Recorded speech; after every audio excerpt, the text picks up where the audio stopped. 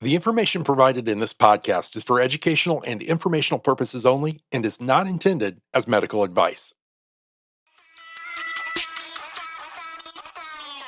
Hey, it's Nikki. Thrilled to hand the mic over to our friends at TestRx MD. You might remember David and me sharing our pretty in-depth health journey last year, from a devastating diagnosis to our taking health by the driver's seat. We chose to partner A to B first with the health professionals that have helped us most. Collectively, David and I, we lost over 60 pounds, and so many other aspects of our health have us feeling more lively and confident these days. So look, we're on a learning journey with you, and we know you agree. Health is so crucial to our ability to live our best lives. P.S. Don't wait to hit this team up at TestRx MD for a free concierge coaching call. There's a link in the show notes, or feel free to ask us. But this action could be the start of a whole new you. It was for us. So I'm passing the mic to our partners at TestRx MD. Hey guys, welcome back to Activate Your Best Health. Today we're joined by Dr. Saddoris, and we're going over an incredibly important topic today. Topic that surrounds weight loss and basically methodologies in today's healthcare landscape to be advantageous to you for helping you in your weight loss journey. There are many myths and there are many tips and tricks to optimize this GLP-1 therapy. So we're going to dig right into that. And first, we're going to get into Dr. Saddoris' background so you guys can see exactly why she's so qualified and why she's been called to this work. So right off the bat, Dr. Saddoris, I'd love to start by having you briefly introduce yourself. What drew you to this work, and especially your clinical interest in these GLP-1 compounds and metabolic medicine as a whole? Yes, I've been an internal medicine specialist for over 30 years. And then I probably, about 6 or 7 years ago, I became a lipid specialist. And understanding how glucose metabolism and lipids are so interactive and how they affect the development of cardiovascular diseases such as heart attacks and strokes, and then poor circulation, kidney problems, things like that, fatty liver, all of those effects are all interacting. And so when I started studying about that, I realized that we were treating diabetes, but more importantly, we say diabetes is a certain level, but the reality is that we're having damage happening sometimes 15 to 20 years, even before it's ever diagnosed. And so understanding that these underlying metabolic problems continue to get worse and they create more issues as we do not treat it. So I've always felt that the GLP-1 should be first-line treatment. Of course, unfortunately, insurance dictates that, we're not going to let you be on it unless you have certain criteria. But by then, you've lost over 50% of your pancreas function, have already developing fatty liver, and already have started neurodegenerative changes in your brain related to these glucose metabolites and also the inflammatory markers that they're creating. And so it's so important that, we have to treat people as individuals. And it takes probably 20 years for insurance to get on board, only because they want to wait till it becomes generic and becomes readily available and be a lot cheaper. In the meantime, your health is being detrimentally affected and may not ever potentially return back to its normal state and have to deal with damage that has happened that was not treated in the appropriate times.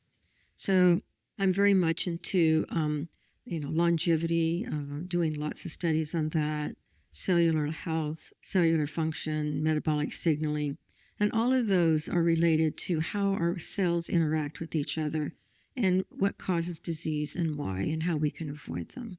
Let's set the stage here. So why is there such a surge of interest? I'm sure so many people have heard about Mounjaro or Ozempic and all of these GLP-1 compounds. Why is there such a surge recently? And what's the biggest misconception about this category of drugs that you see in the market today?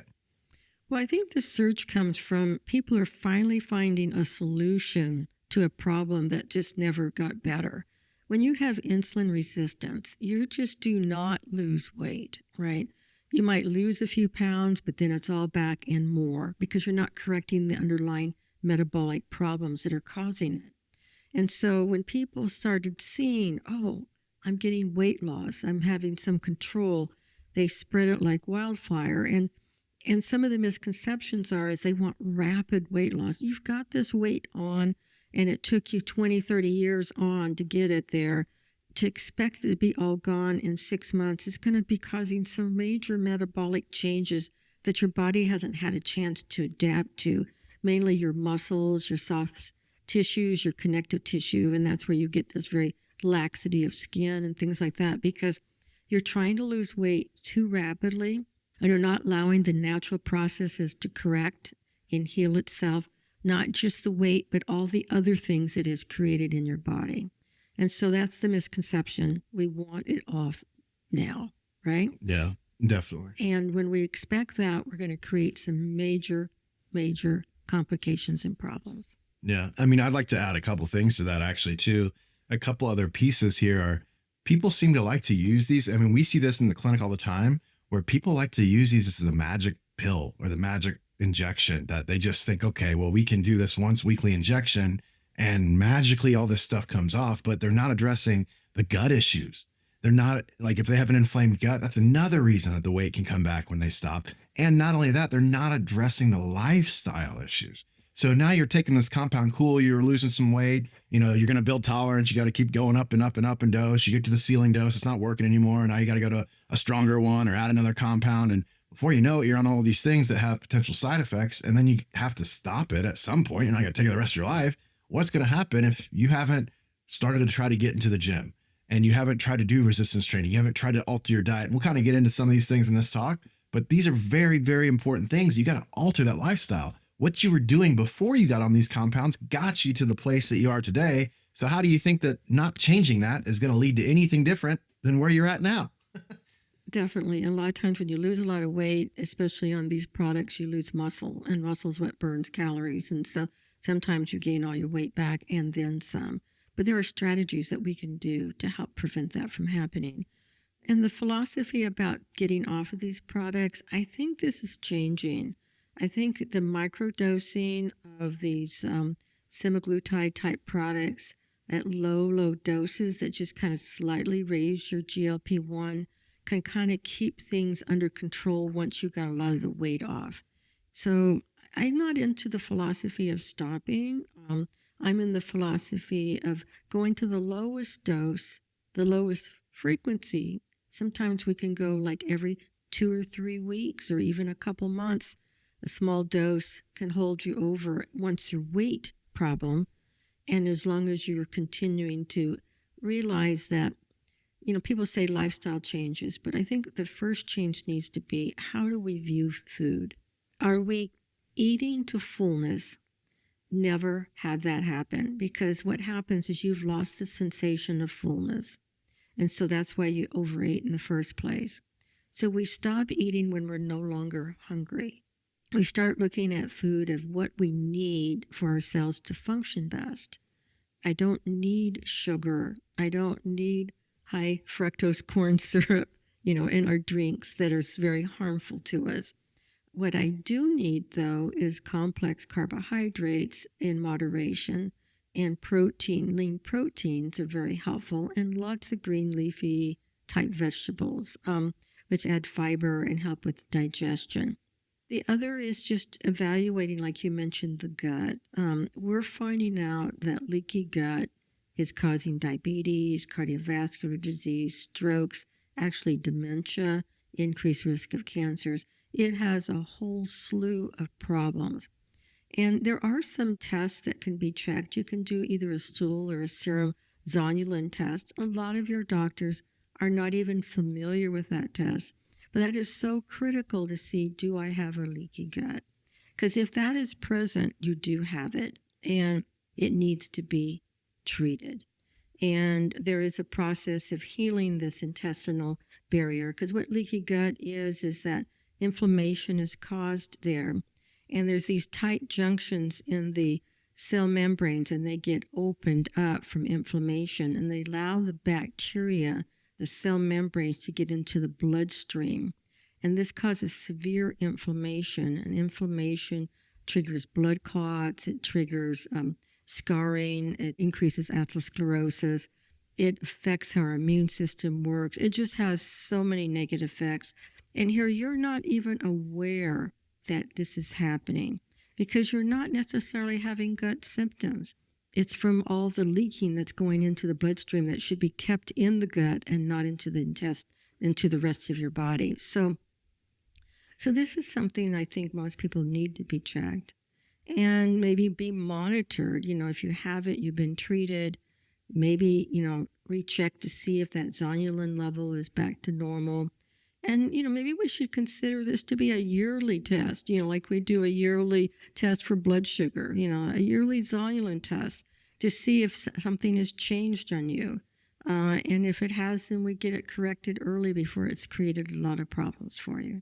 Yeah, I love the fact that you brought up the microdosing too, because we'll kind of get into that. I guess I should have clarified for therapeutic doses versus maintenance doses, because that's super important. And I think it also comes down to, what model are you trying to get your health care done through? Are you trying to get inside that insurance model? Or are you trying to actually have the highest and best possible care and going either concierge or going cash pay or, having this other route? Because we all know that going the insurance model, you think they're going to cover that zonulin test? You think they're going to cover all of these other ancillary therapies that are really breaking through right now that are showing so much promise? But is insurance going to really pay for that? Probably not. So let's get into the mechanism of action here. So let's break this down. So we're going to kind of get into each one: semaglutide, tirzepatide, and then even the new kid on the block, retatrutide, that hasn't even officially launched yet, which is really promising and pretty incredible. And we can kind of get into your experience with that compound specifically and kind of what you have to say there. But let's start with semaglutide. So can you explain how semaglutide works mechanistically, and what is a GLP-1? How does that work? And explain that to us in layman terms. Yeah, so they discovered this one peptide in our intestines, and they called it, for GLP-1, glucagon-like peptide. And the reason why they said that is that it reduced the release of glucagon, especially from the liver. One of the mechanisms that goes wrong when we have insulin resistance is that our body normally has glucagon available if our blood sugars drop. But when you have the cellular signaling that's messed up, your body, even if you ate sugar, it will release even more sugar out into the bloodstream, so it spikes you even higher. And this creates this insulin resistance because it turns all of this food into belly fat. And the more belly fat you get, the more resistance. But we also have resistance in the muscles. They no longer are absorbing the insulin that you need for energy. And so again, it's all being thrown back into the liver and into your abdominal area. And it gets into a vicious cycle. And until we can try to control this massive release of insulin that you get from GLP-1 stimulation and the glucagon causing it to be released into your bloodstream, and then you have this increase in appetite because you release a lot of insulin, it makes you hungry, and then you eat more, and it gets into more and more cycling. So as interesting as it is on a GLP-1, it does cause insulin release, but it causes it release appropriately in response to what you eat, rather than being released constantly in your system that has been messed up because your insulin resistance. Because what that means is that you have a whole lot of insulin circulating in your bloodstream all the time because it's not being taken up by your muscles and it's not being metabolized correctly. And so it's in this high hunger state, basically, is what it's putting you in. And that's why you're wanting to eat all the time. And that's why sugar cravings and all of those things is because this insulin is so elevated. So some of the things that we can do naturally is that a lot of people do not get proper sleep. They need 8 hours. If they're not, they get elevated cortisol, which is a hormone that raises your blood sugars, right? So it's a stress hormone. So you're in a constant state of stress, your body. And so you need to get adequate sleep. And we need to also be conscious that when we're in this abnormal metabolic state, we're producing these abnormal products. reforming with something that's called DGAGs, which are diacyl triglycerides, which basically block the effects of insulin on the muscle, and it just worsens insulin resistance. And so in order to get rid of these metabolic byproducts, we need a period of time of not eating so our system has ability to clear. And that's why it's so important we do 12-hour fasting every day. I typically stop eating around 5:30 and then eat my first meal around 5:30, 6 o'clock the next day. I drink water is fine. If I just feel absolutely hungry, I may eat a can of green beans, but I really struggle not to try to eat anything if I can. So it allows my system to get rid of all of these unnatural products that have accumulated from the food that I've ingested.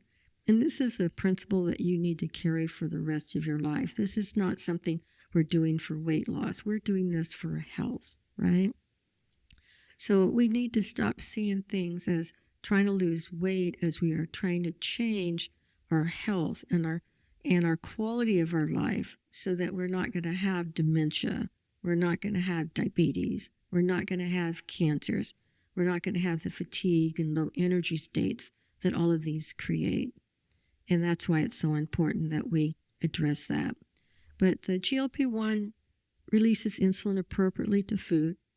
It does block that glucagon secretion somewhat. It also slows the emptying of your stomach.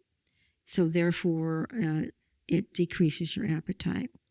It also, if you don't understand that you need to control fat in your diet, because fat slows the emptying of your stomach as well, and then you can get intense nausea. A lot of people eat their same type of foods they were eating before. I said, I'm so nauseous, I'm so vomiting, I'm so miserable, I don't want to take it anymore. And I'm telling them, one, you can't eat the same amount you ate before. You need to cut your portions down. Don't drink a lot of fluid, a half an hour before you eat, or even, within an hour after eating, because again, that slows gastric emptying even further. And then making sure it's low fat, because that also slows the emptying.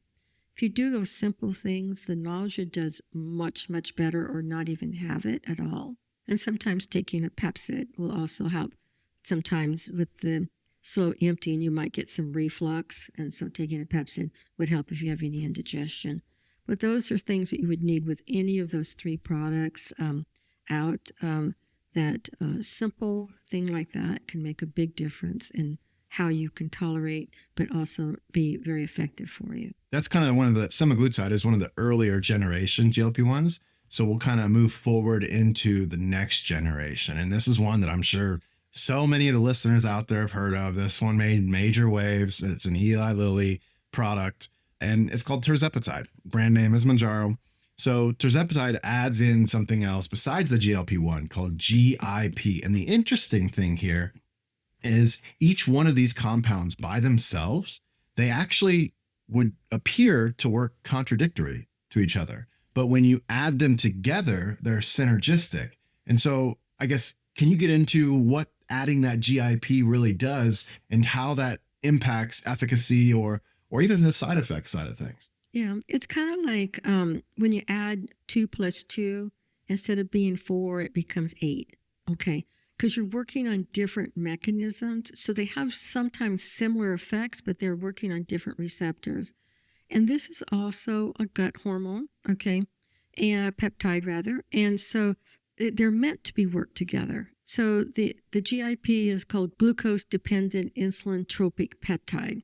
Essentially what it means is that it's responding into what you're eating, glucose-dependent what you're eating. So it does increase insulin release when you're eating, and it lowers your blood sugars, okay, because elevated blood sugars is what's triggering all of this fat accumulation. And it lowers it by helping it get into the muscle where it needs to be broken down and be utilized. It also slows gastric emptying, so it has a dual effect, but in different mechanism. So it makes you feel less hungry.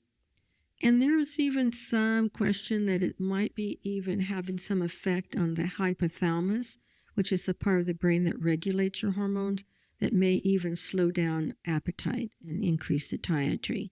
So it, again, synergistically works with each other. And so that's why it's more powerful together than independently one or the other effects. So, the Mounjaro, or it's known as Zepbound if you want to use it for weight loss, has been a big jump in terms of improvement, in terms of effect. For some people who didn't respond that well to the Ozempic had found a great response with this. But I think, again, remember, it doesn't change how you approach your food. You still need the fasting. You still need the low, reduce carbohydrate, make them complex rather than simple sugars, and avoiding those high-fat foods and eating a lot of protein, because you lose protein on these products, okay? And one way, as you mentioned before, is resistant training. Lifting weights will help improve that, but you still need the protein to build muscle, okay? And so I always tell people at least 2 of your meals you should eat protein first. So if you get full, or if you feel like, that sensation of fullness, stop. And then like one of your meals where you would start with your carbohydrates first and your complex carbs, and then do the protein last. So that way you make sure you get the most important nutrient in your system. Nice. Well, thank you for that. So now we're going to get into the new kid on the block, retatrutide. So this hasn't officially been released yet. I know that there are ways to access this compound through different sources, but this is a pretty incredible one, because not only does it have, this is the newest generation, by the way, not only does it have the GLP-1, it has the GIP, but now they're also working on that glucagon receptor. And it's a glucagon receptor agonist, which you spoke on before. GLP-1 can, or semaglutide specifically, can slightly affect that, but now they're really ramping that aspect up. So what do we know so far, and your personal experience with it as well, and everything you've seen in personal use? Yeah, so they call that GCG now for the glucagon receptor agonist. The big thing is it's affecting that liver, okay? It's blocking that glucagon release of sugar into the bloodstream.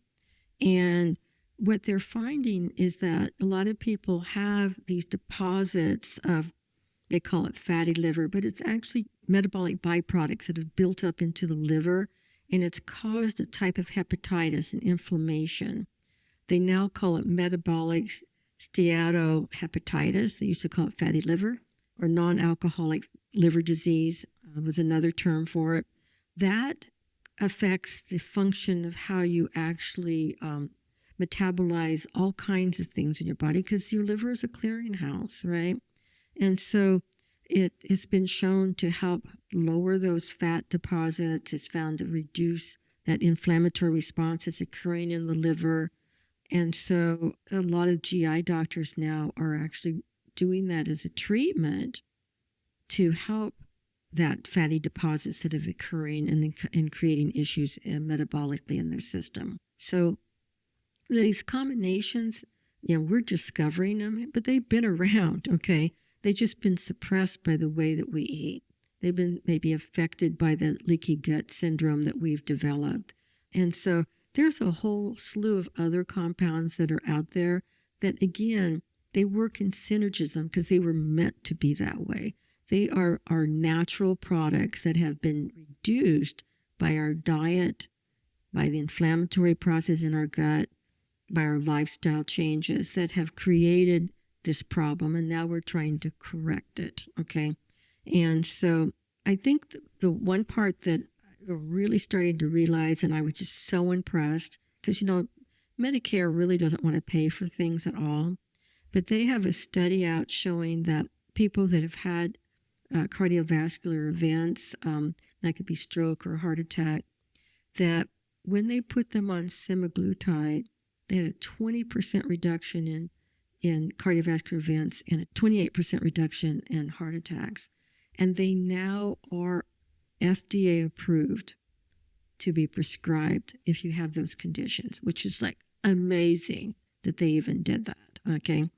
A side note, I wish they would include it for chronic kidney disease, but they found dramatic reductions in worsening renal disease and chronic kidney disease. It helps slow down the damage to the kidneys happening, improved blood flow through the kidneys, so it improves circulation and improved filtration of getting rid of abnormal compounds that are in your system. And so I'm hoping that they will be getting that for people that have chronic kidney disease, because that might save a whole lot of people being on dialysis, okay? So, yes, I think we're finding, as I initially felt when I was studying lipids, that the GLP-1 and that whole family of peptides have major improvements in our life. And these problems occur long before we can ever pick up an issue. You know, I always felt this should be our first line of treatment. It should be given very early. You know, if you're even about, 10, 20 pounds overweight, you should be considering treatment with this, okay? I know when I was doing the lipid assessments, I actually put myself on semaglutide because I just felt so strongly about it. I had lost probably about 40 pounds on it and had essentially have kept that off for about 8 years now. And so it is so critical that we treat the underlying metabolic problems rather than just trying to cosmetically make you look better. You know, let's go ahead and have a tummy tuck. Let's go have this removed. Let's have that removed. Yes, cosmetically you look better, but your metabolic problems are still existing and they're still occurring and they're still creating havoc in your system. And we just need to start looking at things that way and not be tied by what insurance will accept and not accept, because they are not having to live with your complications and problems. Their focus is saving money for themselves at the risk of your own health. And you're paying a bundle of money for your insurance. You know, we need to stop looking at treating diseases and we need to start looking at preventing diseases. And I think that idea of changing the way we are will make us healthier, and healthcare costs will dramatically lower automatically because our health is improving. Yeah. And I love what you said there at the end. So it's kind of like the next iteration of healthcare per se. So, this system that I think we're kind of exiting or on the brink of exiting is kind of like healthcare 2.0. And that system was to optimize lifespan. So how can we get you to live longer, but not necessarily in a healthier manner? So yeah, we're getting you to live longer, but you're strung out on all these compounds and all these drugs so that they can be profited on by big pharma, right? Whereas this next iteration is optimizing health span. So yeah, you're going to live longer, but you're going to get 7, potentially 10 years of healthy living added to your life versus just, being on the couch all day long, attached to machines or all these compounds you got to take. So I think that's a nice little iteration that's kind of in the process of happening with all of these new compounds, which is super, super exciting. So now let's kind of get into this next little segment here. And this is about the myth busting aspect. So unrealistic expectations. Let's kind of set the tone for what can you realistically expect and how should you go about things in a healthy manner to lose this weight? So one of the biggest myths that, I see all the time on social media is I should be losing 10 to 15 pounds per week on semaglutide or fill in the blank, pick any GLP-1. Can you explain why that's not only false, but truly harmful? Definitely. Like I mentioned earlier, is that our body has to adapt and change as we start improving. And cellular structures, especially our skin, our connective tissue, which involves even our blood vessels, basically all of our skeletal parts of our body, muscles, they need time to start functioning right. They need starting to shrink back normally so that you don't get this super loose skin issues and have to undergo major plastic surgery for these problems. And by doing more gradual weight loss, it's more sustainable. What's rapidly off is rapidly gained back. And you're learning during this time of how do we start seeing food differently, how we start looking at portion sizes, how we're making better choices. doing our 12-hour fast and becoming quite used to doing it, and it's natural and you don't even think about it, you just do it. It becomes part of your lifestyle. The exercising and the strengthening that you need to happen to help those muscles now become more insulin sensitive. We don't want to develop low blood sugar reactions, which can have problems with, your brain when your sugars get too low. You can get damage to the neurons in our brain by having multiple low sugar reactions. So we want it to be in a healthy, slower process that will get us there and stay there. I'm happy with a 2-pound month weight loss.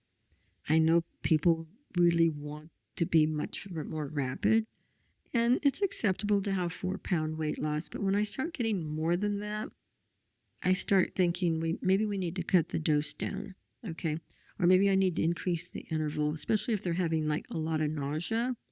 So instead of every week, maybe I'll do it every 10 days. Or, we find a thing that works best for that person. So everything needs to be individualized. There is no one set way for every person. They have this titration schedule. I don't really follow it like, hey, after 1 month, you bump up here, another month, you bump up here, or 2 months, whatnot. I go by what you are doing, how it's affecting you. If it's responding and working, the lowest dose that works is the dose you want to be on, right? Because what happens in our body is that we develop something that's called homeostasis. When we take too much of something, our body adapts to it, and then to get the same effect, you have to take more and more and more to get the same benefit. But if you keep the dose low, you're not stimulating that homeostasis because it's not way out of control. And you're allowing other things like getting proper sleep and the fasting and the exercise and the appetite, changing the quality of the types of food that you're eating. Allowing those to work synergistically with the medication will give you much better long-term benefits and sustainable results for you. And so we all can do a cookbook, right? Do this, do that, do this, do that. But, are you the same as your neighbor? We're different. And so we need to adjust accordingly. I love how you said that. So we'll kind of move into those titration schedules a little bit for you guys. So traditionally, when these GLPs first came out, they are very aggressive with the therapeutic titration schedules. I mean, you would have your first step, which we'll kind of get into on what that is for each compound, but it seemed like every couple of weeks, you would double that dose and then continue to double. So for example, on semaglutide, let's just say, you would start out at 0.25 milligrams, and depending on how you dilute and the concentration and all that, that's going to vary what you actually are drawing up in a syringe. But in terms of actual medication, 0.25 milligrams, then after 2 weeks or so, you'd go up to 0.5, and then you'd go to 1, and then you'd go to 2, and then that ceiling dose is 2.4.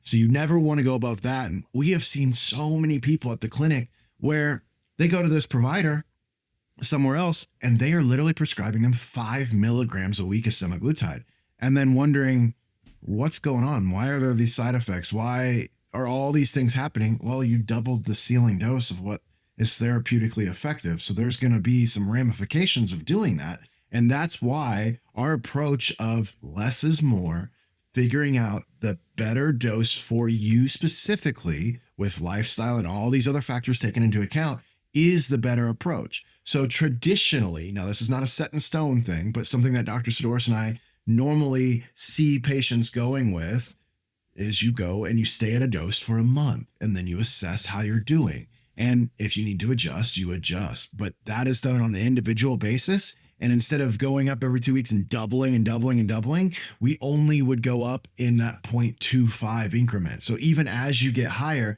you're not ever doubling the dose outside of the first step, but you're really fine tuning that with much more granularity. Now, when it comes to like Mounjaro, the same thing. You would start at 2.5 milligrams, and then that can get up to 15 as that ceiling, and you go up in increments of 2.5. Retatrutide, it's something similar as the semaglutide dosing. So it's 0.5, and you do something similar there. But the name of the game, as Dr. Saddoris has already said, is low and slow.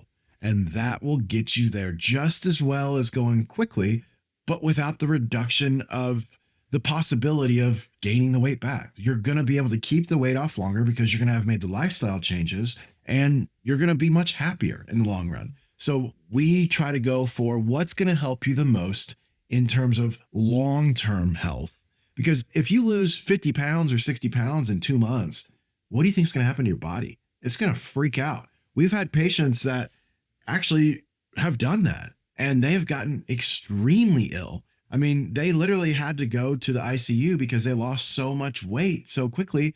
And why would you want to go through that? That's not something that you want to go through. So trust us. We're the experts here. Low and slow is the name of the game. I do want to add to that, John, is that people think that, increasing your dose, that you're going to get double the effect that you had at the lower. And the reality is you only just get a little bit more, okay? And once you get to the maximum dose, the reason why there was a maximum dose is they found there wasn't any more effectiveness at a higher dose, but side effects were dramatically increased. And so we would really like to try to avoid maximum doses if we can, okay? Because we want to be able to correct some of these other things. And a lot of it is, let's get our stress levels down, get our cortisol that's just ramping us up and raising our sugars. We need to find ways to reduce stress. We're in a society that wants go, go, go, go, instant results, this, that, and the other. And we're just in this constant state of push. And that just is so harmful to our body.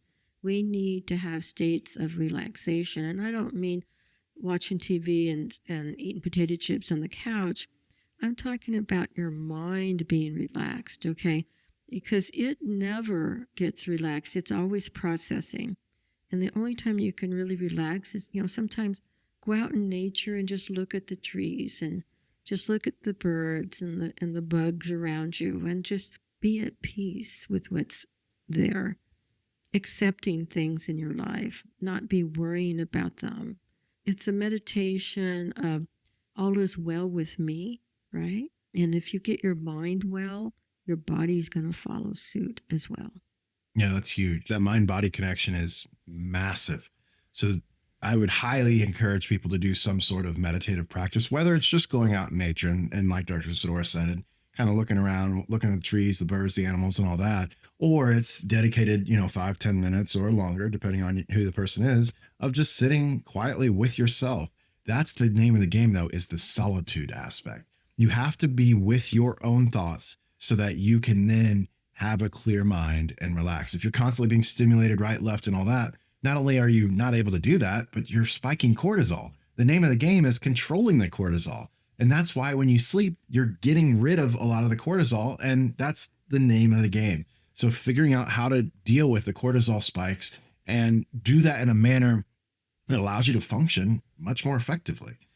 So that's huge. Now, another thing here, that I really want to address is, a patient starts losing weight in the beginning at a certain dose, and then they hit that plateau. It's going to happen to everyone that's trying to lose weight, right?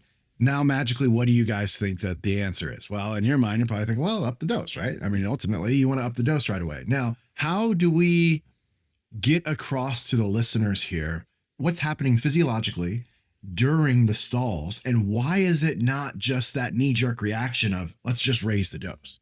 When you hit the plateau, the reason why is your cells are needing to recover from the changes, okay?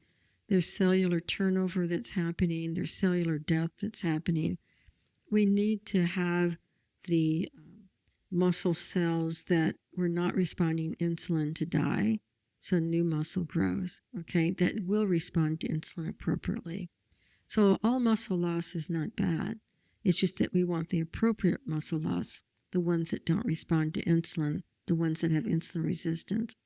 And in order to get that, that's where you need the weightlifting and keeping those carbs down and stress down so they're responding appropriately. But the plateau is just allowing the body to reset, giving your body a reset. My weight was used to be at 200. Now it's at 180. I'm resetting now to a new weight of 180 is normal for me. And as you stay there for a little bit, you still need to exercise. And sometimes you need to up your exercise in order to restart the reset again, right? Reassess your diet. Am I slipping in more carbs now? Am I eating a little bit more fat? How can I maximize weight loss? I find if I exercise, you need to exercise if you do aerobically a minimum of 30 minutes, because that's when you start switching from glucose metabolism to fat metabolism in about 20-25 minutes in your exercise. So if you only go to 30 minutes, you're only getting 5, maybe at the most 10 minutes of fat burning. If you go to 45 minutes, you're throwing in an extra 15 minutes. So actually, ideally, is a 45 minutes. Once you're done exercising, the best thing to do at that time is when you should eat. Okay, get your protein in and maybe a little bit of complex carbohydrate, because your metabolism is revved up at that time and you can handle those things, extra calories, a little bit better and eliminate them. But it also, you need them to get to rebuild your muscle to new muscle and to help eliminate some of the compounds that are causing trouble in your system. So these resets are actually for your benefit, and you push through with exercise. You still stay on your GLP-1. The natural GLP-1s are out there, like berberine also can increase GLP-1. But just simply resting helps raise it too, And then if we're still struggling, maybe a slight little boost once and then kind of get things going, and then maybe even drop back down to your previous dose and see how you're doing. Sometimes it's kind of like a car. It takes a lot of effort to start pushing it down the hill, but once it starts moving down the hill, the momentum keeps it going. So sometimes we might just periodically spike it a little bit and then back down, and then allow that to continue on as we continue with our exercise and everything else that we're doing. So it's not just a knee jerk, let's up the dose. We need to reevaluate our diet. Are we doing the fastings? Are we keeping those carbs down, especially the simple sugars? I mean, fruit juice is horrible. You're better to eat the whole fruit. Some people, I juice my own. It's still the same problem, okay? Because you eliminate the fiber, that slows the absorption of the sugar.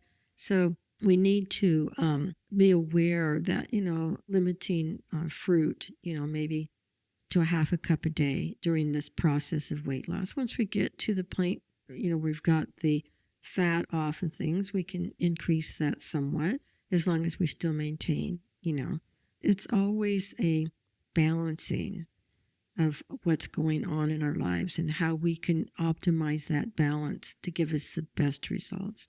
And that's not a cookbook.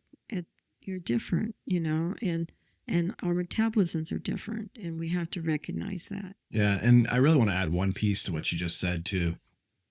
So a huge piece here is the amount of lean muscle mass that you have in your body is directly correlated with your resting metabolic rate. So if you're able to increase the amount of lean muscle mass that you have, now you can burn more calories even just sitting on the couch.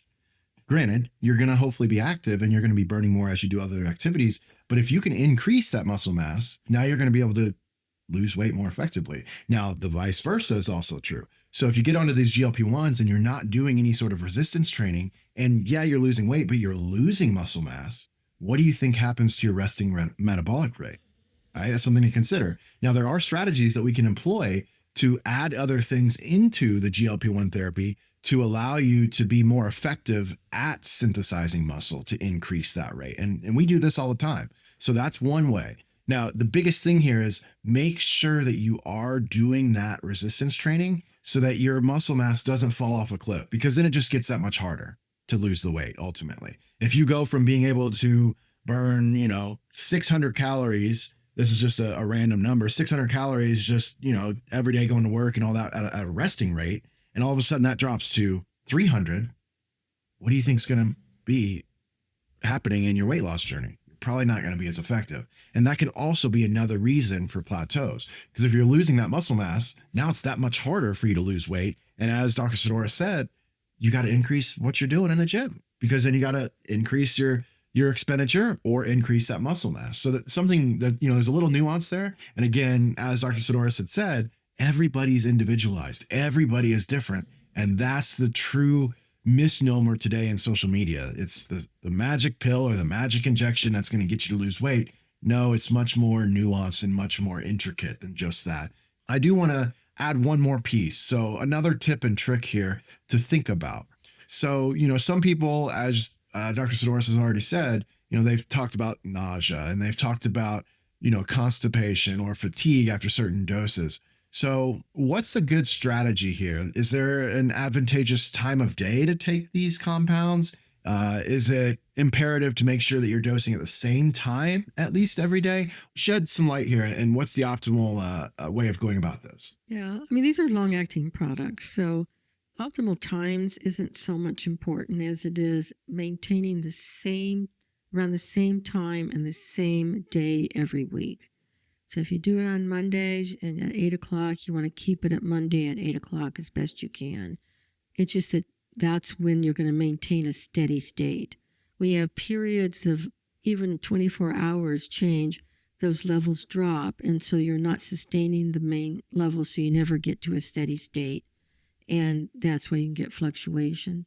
For those who have a lot of nausea, and you've tried reducing the water and cutting back the fat, but nausea is a sign to me that you're overeating, and so sometimes you just really need to cut your portions down significantly. But sometimes people will notice that maybe after the first dose. If that happens, just change it to taking it in the evening time, and that would help reduce that nausea, because you're not putting any food in your stomach during that time, and allowing the your own mechanisms to work while you're sleeping, so that when you wake up in the morning, when you have your first meal, you don't have all that backup of other food that hasn't been digested yet. At our clinic, we like using layered protocols. So sure, some people are just on GLP-1s. That's great. Again, everybody's individualized. But I want people to understand and to know that there are other things that we can layer in with these GLP-1s to attack different issues and to help with certain things on the wellness journey. Everything from BHRT or testosterone replacement therapy for guys, or adding other specific peptides like AOD 9604, or you could get into like the HGH frag 176 to 191. And, it is a fragment of human growth hormone, which is known as an anabolic compound. But this specific fragment is targeted for weight loss. But the cool part about this fragment is not only does it attack the weight loss, it also allows you to preserve muscle mass. So you're keeping that metabolic rate where it should be, and you're not dropping that as you lose weight. So super important to think about and to take into consideration when you're thinking about some of these protocols for your wellness journey. Now, I really want to get into one more thing, and just from a high level, let's leave the listener here with, what do people need to understand to maximize that GLP-1 therapy success? So I know we've kind of touched on a lot of this stuff in this recording, but I really want to leave them with one kind of comprehensive little tidbit of what should they be doing. So I know that we've talked about the slow titration. That is huge, and that is critical, because ultimately, if you go too fast and you feel like crap, are you going to want to continue the therapy? Probably not, right? So let's get into some other things that you would add to that for what really are the things that we see in the clinic that really maximize that level of success for these individuals going through the GLP-1 therapy. Definitely the 12-hour fasting. I mean, that is so critical. Also, sleep, stress management, meditation. And I always like to do thyroid. I like to do free T4 and TSH. Most people just do TSHs or calculated T4.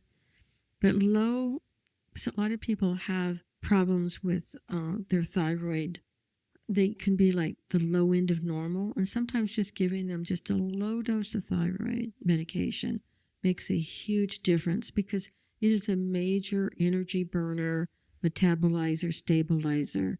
And if you happen to be at that low normal, I mean, what is normal, right?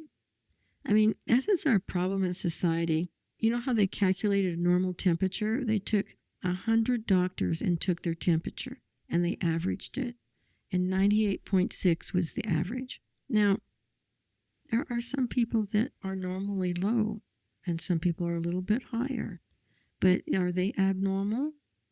No, it's what's normal for them. So if you are having symptoms of fatigue and tiredness and your metabolism is low and your free T4 is, a couple points in the normal range, but it's like a big range there, I think they benefit from a low dose of thyroid. A low dose is not going to throw them into hyperthyroidism, but it might be just enough to help them correct some metabolic underlying problem that's occurring that hasn't been treated. So we always like to check free T4s on people to make sure that they don't have any of those kind of issues. So, and there are also subtle physical signs of low thyroid that's not being addressed, and it's hard to do that on a Zoom call.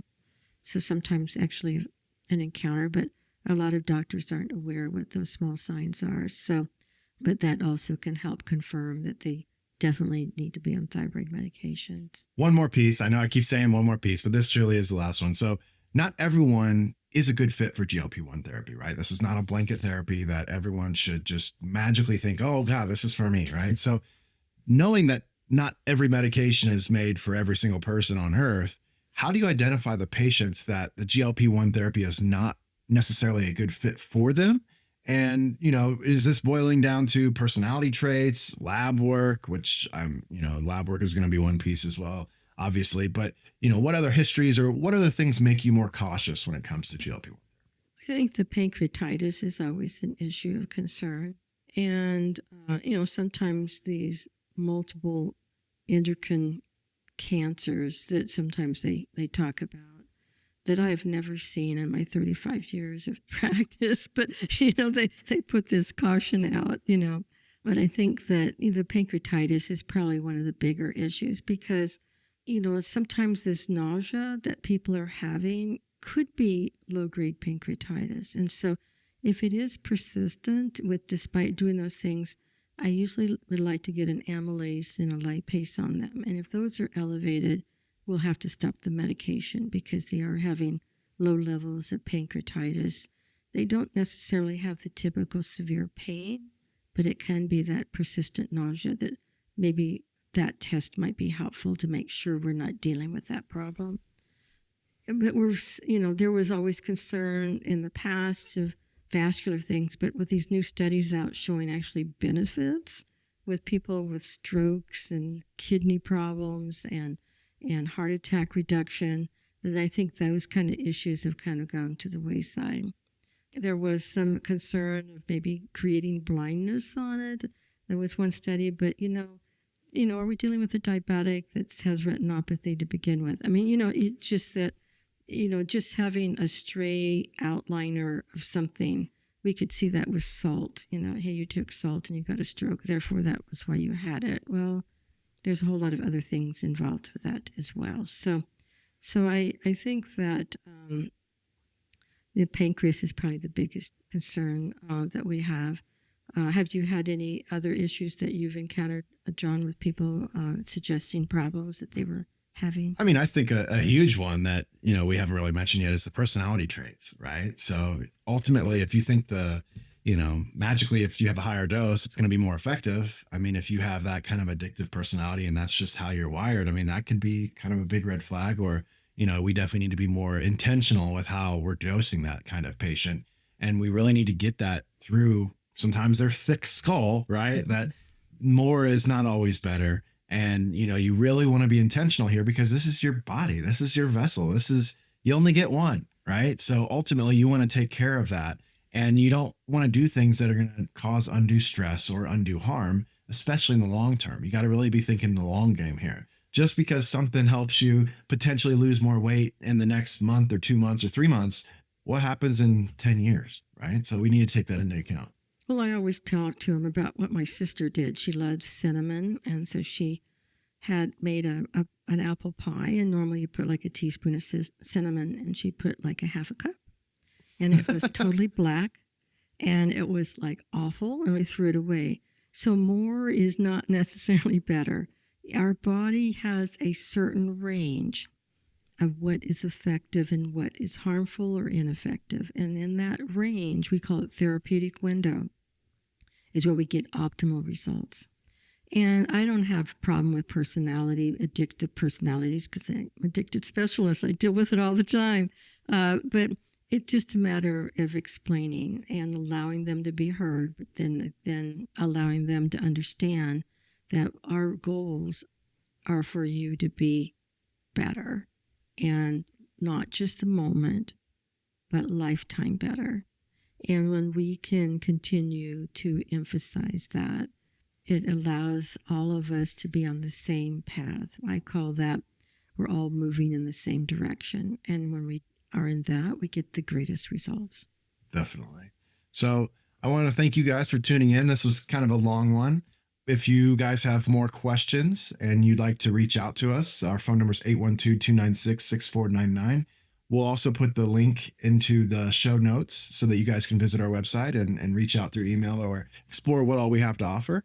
But we're here for you, and stay healthy, guys. Thanks for tuning in. So you just listened to this episode. Now, join us in being addicted to betterment. Please subscribe to the show, share with your friends, tag us, and please take a moment, leave a review. Yeah, we do want your stars, but we really want the feedback.